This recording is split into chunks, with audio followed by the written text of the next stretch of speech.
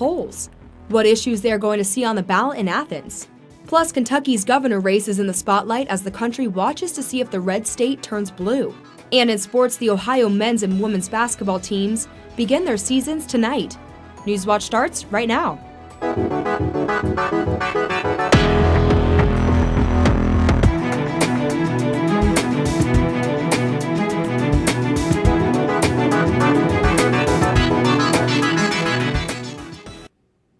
Good evening and welcome to Newswatch, your source for all news impacting southeastern Ohio. I'm Taylor Bruck. Thanks for joining us. It's election night, which means voters will have the final say on a number of issues in candidate races. While it is not a presidential election, there are several local initiatives and races on the ballot. To start locally, 2 candidates are running for mayor of Athens. This was not the case 4 years ago when the current mayor, Steve Patterson, ran unopposed. This year, socialist Damon Crane is the challenger. Plus, 3 first-time candidates are looking to win at-large seats on Athens City Council. Beth Clodfelter, a Democrat, and independents Ellie Hamrick and Chris Monday have been campaigning to win one of the 3 open seats. The seats are currently held by incumbent Sarah Grace, Patrick McGee, and Peter Kotsis. Some other initiatives voters will see include a variety of tax levies that would provide funding for things like children's services, the libraries, and emergency medical services. For more details about those ballot issues, visit our website, WOUB.org. And tonight, the polls will close in about an hour, so stay tuned to WOUB for election updates. We will be posting all night and covering results live on Facebook. You can find us there at WOUB Public Media. And moving to the southern part of our coverage area, the governor race in Kentucky is coming to a head today. The state's Democratic Attorney General Andy Beshear is running against current Republican Governor Matt Bevin. Bevin's strategy to hold on to his seat has been to focus his campaign on national issues like anti-abortion and anti-illegal immigration, as well as tying himself strongly to President Trump. As CNN's Evan McMorris Santorio reports, this race is being watched closely to see if the impeachment inquiry in Washington will affect voters in 2020.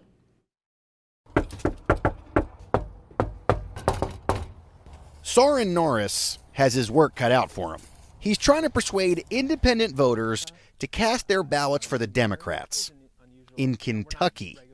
Can you teach me the official door knocker knock, which is it's like a dunk, dunk, dunk, dunk, dunk, dunk. That's how you do it? Yeah, well, you want it to be very firm and loud so they come to the door. But if you just do the straight loud, it sounds like a police knocking on the door. So that's why we do that. So shaving a haircut, not a cop. The gubernatorial election here is one of 2 governor's races taking place today, in addition to the high-profile battle for control of the Virginia state legislature. The motion to reconsider is laid upon the table. But this contest might be the first real look at how the politics of impeachment are playing out on the ground. The race could be decided by swing voters in working-class suburbs like this one in Louisville. Republican incumbent Matt Bevin is about as closely tied to President Trump as any politician in America.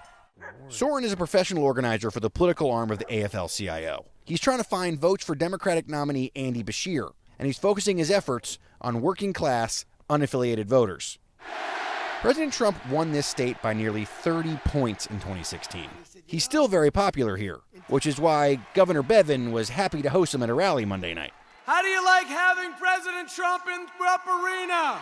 Soren's been on the ground for about 11 weeks, pounding the pavement in neighborhoods like this one. Beshear supporters say they want to focus on health care and education. Those issues kept coming up, among other things. And I like to see legalized casinos down here. We go across the river. If you want to gamble, people are going to gamble. When Soren started here, there was no impeachment inquiry. He's not convinced it'll have any impact on this governor's race. For this election, I don't think it's changed much. It's not really on the forefront of the typical voter's mind here in Kentucky. Again, they're focused on their kitchen table issues. But the Beshear voters he encountered think differently. Are Democrats helping you out by doing this impeachment thing right ahead of your gubernatorial election? Probably not here in Kentucky, but I'm glad it's coming out. Independent voter Mary Ann Truman still hasn't made up her mind about Tuesday's election. She voted for Bevin the last time, and she voted for Trump in 2016. But she's not excited about either of them anymore.